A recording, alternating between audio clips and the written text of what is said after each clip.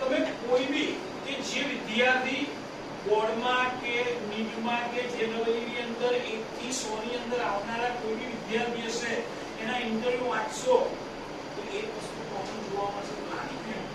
Without planning ક્યારે કોઈ વ્યક્તિ સક્સેસ ના થાય, ગમે તેનો હોશિયાર કેમ ના હોય, ગમે તેની મહેનત કેમ ના હોય, પણ પ્લાનિંગ વગર સક્સેસ શક્ય. ઓકે, તો આ પ્લાનિંગ કઈ રીતે બનાવવું?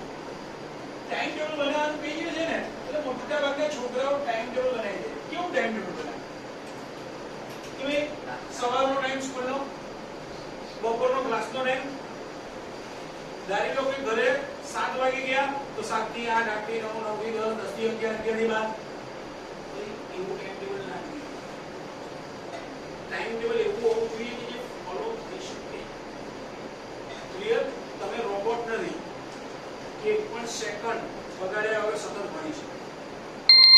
તો જુઓ, ધારી કે હું મંડે ની શરૂઆત કરું છું, હું તમને એક દિવસનું ટાઈમ ટેબલ બનાવતા શીખવાડીશ. એના પછી જાતે તમારે બાકીના દિવસનું ટાઈમ ટેબલ બનાવવાનું. હવે ધારી લો કે તમે સ્કૂલે જાઓ છો. જો સ્કૂલે જતા હો તો તમે 6 થી 12 સ્કૂલનો ટાઈમ. ક્લિયર? 6 થી 12 નો ટાઈમ સ્કૂલનો ટાઈમ કાઢી દો. નેચરલ વસ્તુ છે કે અહીંયા આગળ ધારી લો કે તમારો 1:30 વાગ્યાનું ટ્યુશન હોય તો તમે સીધા 1:45 થી ટ્યુશનમાં આવશો. ક્લિયર છો? 1:45 થી મિનિમમ 4 કલાકનું ટ્યુશન હોય. બરોબર? એમ છતાંય આપણે ધારી લઈએ કે 1:45 થી તમે 6:45 સુધી અહીંયા છો. 1:45 થી 6:45 સુધી અહીંયા છો. તો હવે તમે 6:45 પછી ઘરે જાઓ તો 8 વાગ્યા પછી ભણવા બેસો. 8 થી 10. આ 8 થી 10 નો જે ટાઈમ છે એ સમયની અંદર તમે ટ્યુશન ક્લાસમાં જે કંઈ ભણે, 3 સબ્જેક્ટ અથવા 2 સબ્જેક્ટ તો 2 સબ્જેક્ટ, તમે જે કંઈ ભણ્યા છો એ બધું જ આ 8 થી 10 માં રિવાઇઝ કરવાનું છે, એટલે કે તૈયાર કરવાનું. એનો બેનિફિટ શું? આજે જ ભણીને આવ્યા અને આજે ને આજે તમે તૈયાર કરો છો. ઝડપથી આપી દેશો. તમને એ પણ ખબર, તમને અંદર સાહેબ 2 કલાકમાં થઈ જશે, આરામથી થશે. કેમ? કારણ કે તમને ખબર છે કે આપણે દરેક લેક્ચરની અંદર કોઈ પણ સાહેબ હોય મેક્સિમમ 1 આ 2 થિયરી વધારે ચલાવતા તો તમારાથી આરામથી આ 2 કલાકમાં પતી જશે. પછી 10:30 વાગે, 10:30 થી 11:30. આ 10:30 થી 11:30 ની અંદર અહીંયા જે કંઈ ચાલ્યું હોય એ ને લગતા નીટ અથવા JEE ના પ્રશ્નો કરો. નીટ અથવા JEE ના પ્રશ્નો ક્લિયર છો? દાદો કોઈ એમ કે મારે સાહેબ નીટ આપવાની ઈચ્છા છે, મારે તો JEE નથી આપતી, મારે તો મેથ્સ ગ્રુપ છે, તો એ ટાઈમે તમારે આ જે ચેપ્ટર ચાલે છે એના MCQ ટૂંકમાં આમાં MCQ કરવા દરેક સબ્જેક્ટમાં. ક્લિયર છો? આવું દરેકે દરેક દિવસ. ઓકે, હવે તમે બધા દિવસ સ્કૂલે જતા નથી.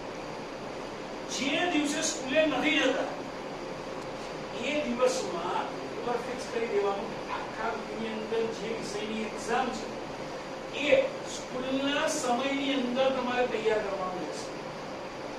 સ્કૂલના સમયમાં, કે સ્કૂલનો સમય કેટલો છે? 6 થી 12. તમે કે 6 કલાક તો ભણવા નથી, પણ 3 થી 3.5 કલાક તો ભણશો ને. તો એ 3 થી 3.5 કલાકમાં આખા વીકમાં જે વિષયની એક્ઝામ છે એની તૈયારીઓ કરવાની. તમે ઓછામાં ઓછા 3 દિવસ સ્કૂલે જાઓ તો 3 દિવસ તમે ક્લિયર? દિવસ જે પણ દિવસે સ્કૂલે જાઓ છો એ દિવસે સ્કૂલમાં જ ક્લાસનું હોમવર્ક પૂરું કરવાનું. સ્કૂલની અંદર હોમવર્ક પૂરું કરવાનું. કેવું બોલવાનું કે જેથી કરીને તમે ઘરે આવીને હોમવર્કની ઝંઝટ બનાવો. સંડે છે ને તમારે બપોર પછીનો સમય ટોટલી ફ્રી રાખવાનો. સંડે બપોર પછીનો બધો સમય ફ્રી રાખવાનો છે. કેમ? તો કે સોમથી શનિની અંદર અંદર કોઈ કારણસર તમે જે આપણે ટાઈમ ટેબલ નક્કી કર્યું છે ના કરી શકો, કારણ કોઈ બી હોય છે કે તમે માદા હોય છે, તમારા ઘેર મહેમાન આવ્યો હોય, તમારે બહાર ક્યાંક જવાનું ગમે તે રીઝન, તો ધારી લો કે તમે આ નક્કી કર્યું મારે 10:30 થી 11:30 માં ભણવાનું છે, અને તમે નથી કરી શક્યા, એ દિવસે રાત્રે લાઈબ્રેરી આપણે રાત્રે વાંચવાનું, તો એ કામ એ રવિવારે ટૂંકમાં આખા વીકમાં જે કંઈ બાકી રહી ગયું એ રવિવારે બનાવો, પ્લસ આખા વીકમાં જે ચાલ્યું જે તમે તૈયાર કર્યું એનું રિવિઝન કરી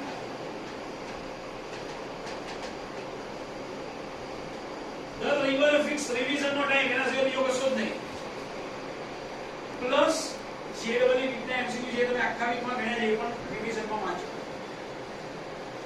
તમે ગણેલા જ એમસીક્યુ જોવા, ક્લિયર? આ જે ટાઈમ ટેબલ બનાવો એ ટાઈમ ટેબલની નીચે મમ્મી પપ્પાની સહી લઈ લો. તમારે સૌથી મોટો પ્રોબ્લેમ જે છે ને ઘરે જે મમ્મી પપ્પા સાથે ટોર્ચરિંગ થાય છે તમને કે ભાઈ તમે ભણતા નથી, હવે તમે ટાઈમ ટેબલ બનાવેલું હશે, મમ્મી પપ્પાની સહી લીધેલી હશે ને તમે જે ભણતા હો ત્યાં મને લગાવી તો તમે કોઈ બી ટાઈમે જો ટાઈમ ટેબલ પ્રમાણે નહીં વાંચતા હો તો પેરેન્ટ્સ કહેશે જો તમે વાંચ્યો છો તમને પેરેન્ટ્સ કશું કહી દે છે, કારણ કે તમે ટાઈમ ટેબલને ટોટલી ફોલો કરી રહ્યા છો. ક્લિયર છો? ખ્યાલ રહેશે? આ રીતે ટાઈમ ટેબલ બનાવી અને મને એકવાર બતાવવાનું, જેથી કરીને હું એ પ્રમાણે તમારામાં ફેરફાર. બીજી વસ્તુ આ કોઈને ટાઈમ ટેબલ કોપી નથી કરવાની, દરેકના સબ્જેક્ટની જરૂરિયાત અલગ. હવે આ મારે 10 થી 8 થી 10 મેં ગણ્યું, એમાં ઘણા શું કરે 8 થી 9 એક સબ્જેક્ટ, બીજો સબ્જેક્ટ, દરેકને કોઈને મેથ્સ વધારે ગમતું હોય કે બાયોલોજી વધારે ગમતું હોય તો એક સબ્જેક્ટ વધારે પડતો રાખી લો તમે, એ પણ ના ચાલે. દરેક સબ્જેક્ટની યોગ્ય નેમ હોય. ક્લિયર? ઓકે, આજે મારા નેક્સ્ટ લેક્ચરમાં ટાઈમ ટેબલ બનાવીને આપણે એને ફોલો કરવી છે. બીજી વસ્તુ, હવે ત્યાં સોમવારે સવારે લખ્યું 7:30 થી 8 કેમિસ્ટ્રી રિવિઝન, બરોબર? તો કેમિસ્ટ્રી રિવિઝન એટલે તું શું કરવાનું છે પરફેક્ટ એમાં લખ, કે તું નીટના એમસીક્યુ કરવું છે કે પછી શનિવારે રવિવારે કેમિસ્ટ્રીનું જે લેક્ચર ચાલ્યું એ લેક્ચરનું એ ડિસાઈડ કરીને એ લખીએ, બરોબર? એ જ રીતે હવે તે અહીંયા આગળ કેમિસ્ટ્રીનું જે તો રિવિઝન કરે એના જ વિભાગને એમસીક્યુ થાય ને એવો પ્રયત્ન કે જેથી કરીને રિવિઝન કર્યું છે ને એના જ એમસીક્યુ કરે તો તમને સરળતાથી સ્પીડ પકડાશે, બરોબર? એ રીતે અહીંયા લખ્યું છે ફિઝિક્સ રિવિઝન, બરોબર? ઓકે, હવે એ જો આ 7:30 થી તે લખ્યું, બરોબર? 8:30, હવે મને એમ કે અડધો કલાકમાં તું રિવિઝન કરે ને અડધો કલાક એમસીક્યુ કરે એમાં શું થાય? અડધો કલાક તું રિવિઝન કરે અડધો કલાક એમસીક્યુ કેટલા થાય? એ હાવ આવું તો ના ચાલે ને. તો તારે અહીંયા આગળ શું કરાય?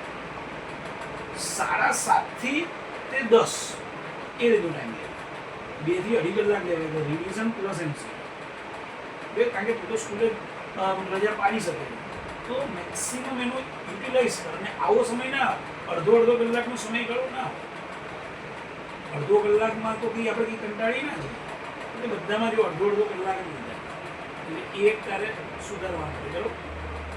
એક્ઝામ્પલ બધામાં જો 9 થી 9:30 ફિઝિક્સ રિવિઝન, 9:30 થી 10 ફિઝિક્સ, એવું ના દોઢ 2 કલાકનો મિનિમમ આપવો. એક સાથે ત્રણેય વિષય લઈ લેવાની જરૂર નથી. એક દિવસે તે કેમિસ્ટ્રી ફિઝિક્સ લીધો તો બીજે દિવસે તું મેથ્સ ઇંગ્લિશ કર અથવા મેથ્સ કેમિસ્ટ્રી કર અથવા મેથ્સ ફિઝિક્સ કર, એ રીતે ડિસ્ટ્રીબ્યુટ. એક જ દિવસે ત્રણેય સબ્જેક્ટ ના લઈશ, બરોબર? અને સાંજનો તારો બધો ટાઈમ હોમવર્ક ફોલો તૈયાર કરો.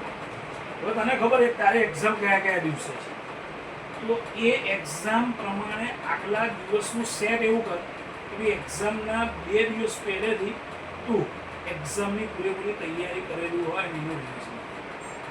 ક્લિયર? ઓકે, એટલે આમાં થોડા સુધારા કરી તે કરી મૂકો. મેં કીધું એ પ્રમાણે હવે મારે અડધો કલાકનું ના સમજાતું નથી, ટાઈમ વેસ્ટ થઈ જાય છે અને વાંચવા બેસું તો ક્યાંથી શરૂ તે ખબર જ નથી પડતી. આનું કારણ એ છે કે તમારે એક જ દિવસે જુદા જુદા સબ્જેક્ટનું જુદું જુદું કામ કરવાનું. કાલે ફોલોઅપનું વાંચવાનું હોય, નેક્સ્ટ એક્ઝામનું વાંચવાનું હોય, આજે લેક્ચરમાં શું ચલાવ્યું તેનું મોઢે કરવાનું હોય. તો આનું બેસ્ટ સોલ્યુશન શું છે કે જેમ આપણું સ્કૂલમાં ટાઈમ ટેબલ છે, ટ્યુશનમાં લેક્ચરનું ટાઈમ ટેબલ છે, એવી રીતે વાંચવાનું પણ એક ટાઈમ ટેબલ હોવું જોઈએ. હવે ટ્યુશનના ટાઈમિંગ ફિક્સ છે તો વાંચવાનું ટાઈમ ટેબલ બનાવવાનું પોસિબલ છે. તો તારે જાણવું છે કેવી રીતે વાંચવાનું ટાઈમ ટેબલ બને? તો ચલો વિડીયોમાં હું તમને સમજાવું.